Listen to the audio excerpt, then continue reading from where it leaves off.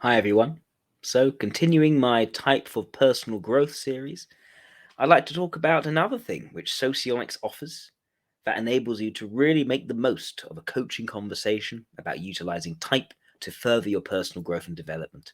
So, why am I saying let's get specific?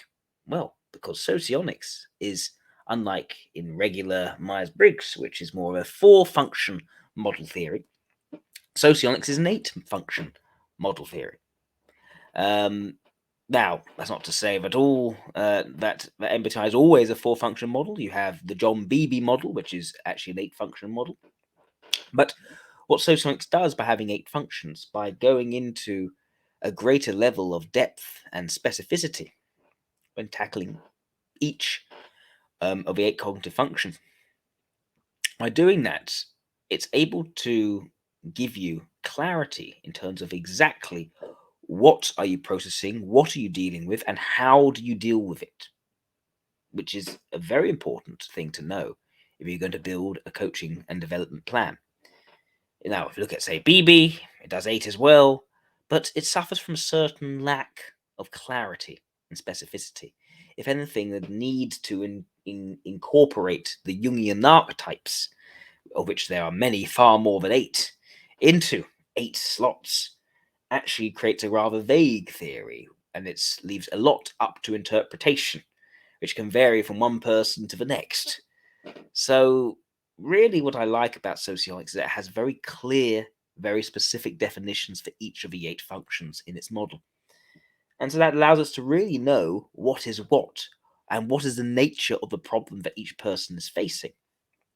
So, for instance, to be specific, if we're talking about someone who finds that due to external pressures, they are doing something again and again which is actually quite draining for them, which over time causes them to feel like they are compromising on themselves and they feel more and more dissociated from themselves.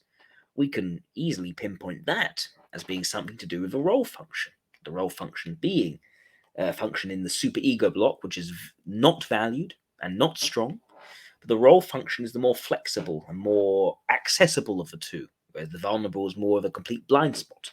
So it's often in the role where we end up being forced or feeling like we have to do things which we wouldn't normally do, putting on this role, and as a result, feeling separated from ourselves. It's the opposite in its nature of our leading function, which is what we're all about.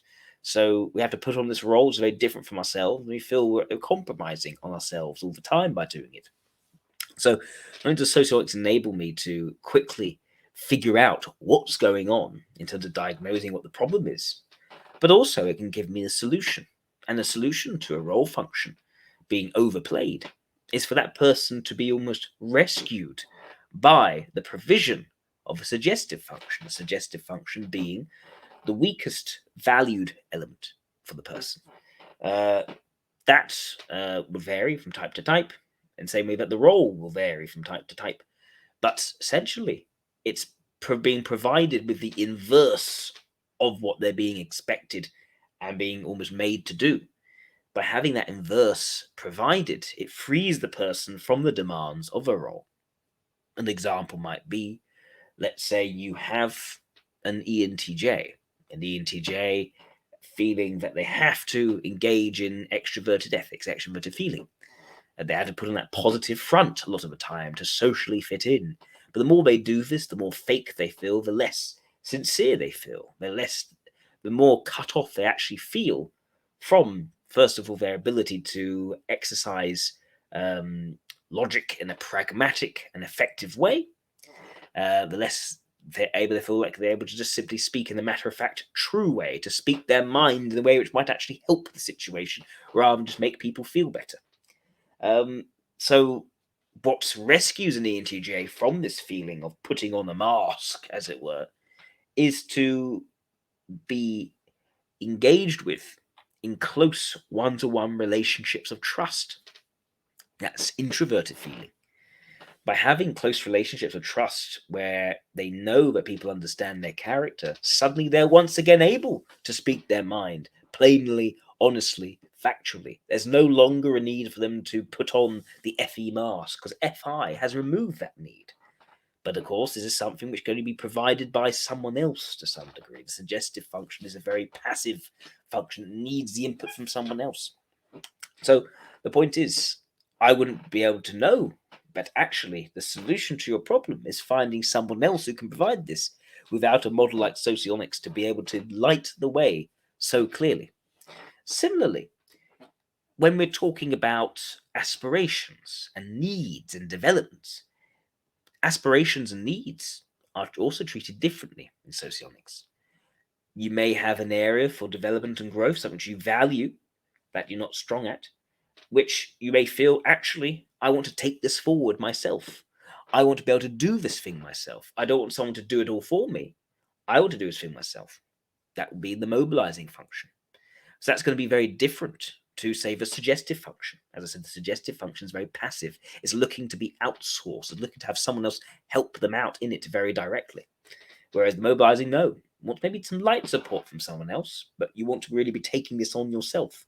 Being able to treat as different a need which needs someone else to really help you out with, and an aspiration where you want to take this thing forward yourself, start to take risks, maybe fail a couple of times, pick yourself back up again, brush yourself off and try again.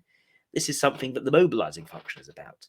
So having that specificity of knowing what it is that the person is talking about as a main theme for their development can be very helpful for articulating a very clear plan that they can follow through in order to derive that personal development and growth. Now, as I've said before in my other videos, if you would like to have a coaching conversation where we can utilize socionics and knowledge of your type to its greatest ability to aid in your personal growth and development, please send me an email. The email should be titled something like, can I be coached, coaching, coach, get coached, whatever it is. And yes, for a rate of £50 per hour, I'd be happy to coach you. So, yeah, if you're interested, please send me an email. Anyway, have a lovely rest of your day and take care. Bye-bye.